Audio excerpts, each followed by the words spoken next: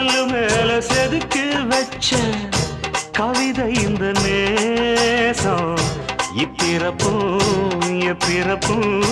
தொடரும் இந்த பாசம்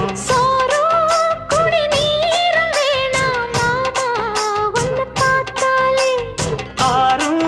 பசியாரும் தானாச மொழி கேட்டாலே ஒன்ன பிரிஞ்சிருக்க தன்னன் தனிச்சிருக்க அம்மம்மாடி அப்பப்படி என் மனசு ஒத்துக்காது செந்தூர பாண்டிக்கு ஒரு சோடி கிளி கூட